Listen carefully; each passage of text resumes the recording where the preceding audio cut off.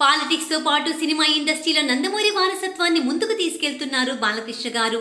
బాలయ్య లేకపోతే ఈ రెండు రంగాల్లో నందమూరి ఫ్యామిలీ ఎప్పుడో కనుమరుగయ్యేది. బాలయ్య సినిమాల్లో అడుగుపెట్టి 50 ఏళ్లవుతోంది. అయినా ఇప్పటికీ ఆయన్ను ప్రేక్షకులు ఆదరిస్తున్నారు.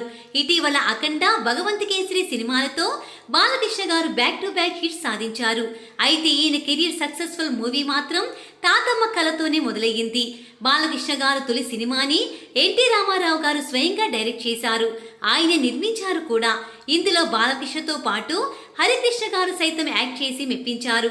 బాలకృష్ణకు యాక్టింగ్ పట్ల మక్కువని ఎన్టీఆర్ గారు చిన్నప్పుడే గమనించారు. అందుకే ఈ నందమూరి అందగాడికి తగిన క్యారెక్టర్ను జాగ్రత్తగా డిజైన్ చేసుకున్నారు. తాతమ్మ కళ మూవీలో బాలకృష్ణ గారి రోల్ ఎంత బాగుంటుందో ప్రత్యేకంగా చెప్పాల్సిన అవసరం లేదు. దాని ఎన్టీఆర్ గారు చాలా ఆలోచించి సృష్టించారు. ఇందులో తాతమ్మగా భానుమతి గారు అద్భుతంగా యాక్ట్ చేశారు. 1974 ఆగస్టు 29న ఈ మూవీ థియేటర్లలో రిలీజ్ అయ్యింది.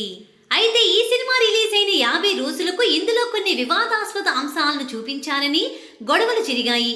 సెన్సార్ సమస్యలు సైతం తలెత్తాయి. చివరికి సెన్సార్ టీం చేసిన సూచనలకు అనుగుణంగా మూవీలో మార్పులు చేయాల్సి వచ్చింది. 50 రోజులకు ఈ మూవీలో చూపించిన అంశాలపై అభ్యంతరాలు వ్యక్తం కావడమే అప్పట్లో ఒక వింత. ఆ సినిమాను బ్యాన్ కూడా చేశారు. సాధారణంగా మూవీ రిలీజ్ అయిన 1-2 రోజుల్లోనే అందులో ఏవైనా అబ్జెక్షన్ ఉంటే గొడవలు చేస్తారు. కానీ బాలయ్య బాబు మొదటి మూవీ 50 రోజులు ఆడాక అలాంటి గొడవలయ్యాయి.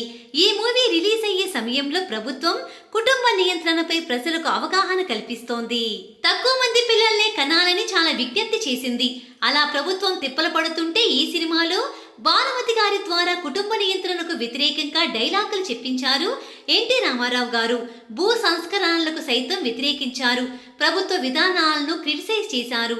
అప్పట్లో దీని గురించి అసెంబ్లీలో పెద్ద ఎత్తున చర్చలు కూడా జరిగాయి. చివరికి తాతమ్మ కళ సినిమాను 2 నెలలు బ్యాన్ చేశారు. అయితే తాను ఏ ప్రభుత్వ విధానాలను వ్యతిరేకం కాదని ఎన్టీఆర్ గారు వివరణ ఇచ్చుకున్నారు. అలాగే కష్టపడి పని చేస్తే ఇలాంటి విధానాలు ఏమీ అవసరం లేదని అభిప్రాయం వ్యక్తం చేశారు. అనంతరం సినిమాను మరో విధంగా చూపించాలనే కోరికతో కొంతకాలం ప్రదర్శనను నిలిపివేస్తున్నామని చెప్పారు. ఆపై మూవీలో కొన్ని మార్పులు చేసి 1975 జనవరి 8న విడుదల చేశారు. First time black and white లో విడుదలైన ఈ మూవీ రెండోసారి కలర్ లో రిలీజ్ అయ్యింది. కథ, పాత్రల విషయంలో కొన్ని మార్పులు కూడా కనిపించాయి.